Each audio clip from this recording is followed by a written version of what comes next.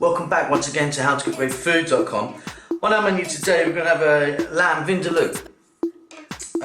This is slightly different than other curries that we make because we're going to mix most of the spices and everything right now. Let's begin. So in I go, I've got some lovely lamb here in this bowl. Nice and lean, absolutely delicious. I'm now going to add in, as you can see here, I've got some salt, I've got garam masala, which we're putting in now. Usually you add that at the end. Some turmeric, some coriander and some cumin powder. They're all about equal parts. And then chili powder, a little bit extra chili because this is a vindaloo after all. So let's get it in. Then I've got some garlic and ginger paste, which is going to go straight in there. That's finely mixed, 50-50 ginger garlic. The other difference that this particular curry has is we're going to add now some sugar. And we're going to add some vinegar.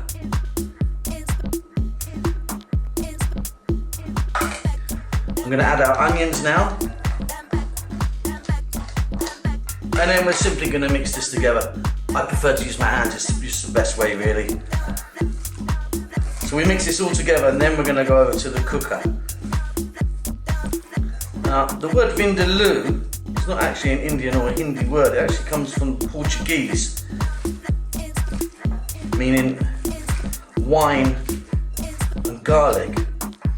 I've put some notes up below the video, a little bit of history that I've found out about this dish. And it was usually made, which is really unusual for now, is it was usually made with pork, not with chicken or lamb or beef, which we kind of tend to do now. It was a completely sort of pork dish. And lots of restaurants, I mean especially in the UK and Europe, with vindaloo they add potatoes, which traditionally is not the case, and I won't be adding potatoes today, but if you wanted, why not add a few? So, that's nicely done. I'm going to wash my hands, we're going to get over to the cooker and start frying this off. So in a decent sized pan, I've got some sunflower oil. You can use any oil you like. Mustard oil is quite nice, or you could even use ghee. We're now going to just drop in our meat mixture.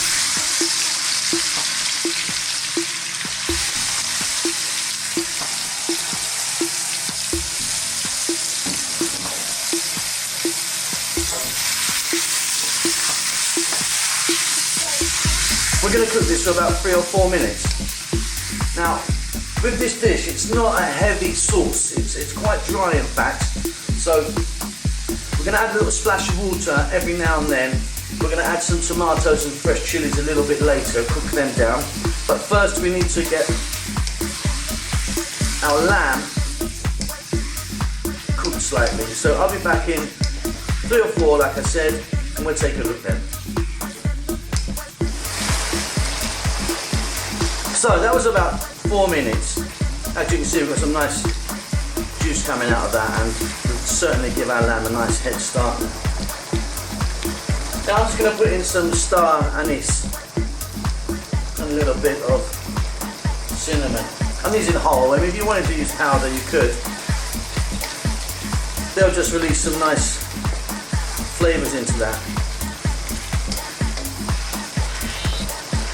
Now some chopped tomatoes,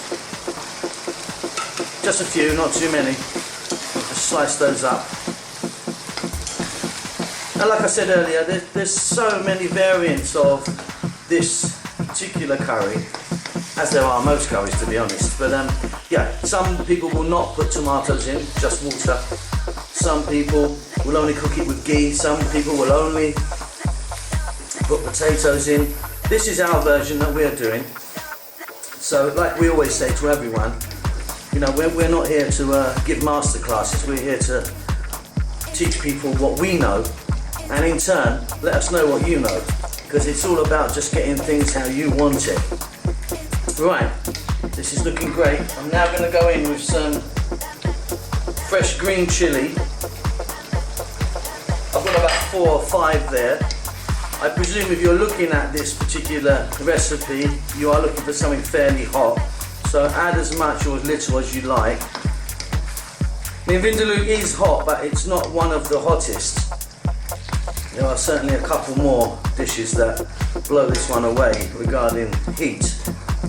Right, let's just cook this again. I'm on a kind of medium heat. About 4 or 5 minutes. What we want now is we want those tomatoes to break down, sort of disappear, thicken us up a little bit. If it gets too dry, if you're steaming too much, just add a little splash of water. I mean like a couple of tablespoons of water just to keep it going. But really, this is kind of where we want it. We don't want it much wetter than this. It could even be a bit drier in the end. So I'll be back 4 minutes or so. See you then. There you go. As you can see, those tomatoes have broken down beautifully. And our sauce is slightly reduced. This is kind of where I like it to be. Like I say, this is not a soup by any means. It's more on the dry side than anything else. I've lowered the heat now. Now I'm really lucky that I've got a really nice lean cut of lamb. So this will already be fairly tender. If you're using mutton or a slightly different cut, you might need to cook this a bit longer. So it's all about getting your meat nice and tender. I'm now going to just throw in a healthy handful of fresh coriander. Give that a mix. Check this for your salt level now. I mean, everyone likes a different amount of salt. Mine will be fine. I'm not a great salty person. And don't forget with salt, you can add it, but you can't take it out. So always go slowly, slowly. That's my advice.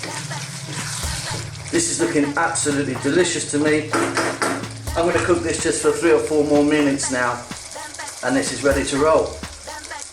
Don't forget to subscribe to our channel. We have hundreds more recipes up there, and we're adding all the time from all over the world. And we'll see you again next time. Hope you enjoy this. Bye bye.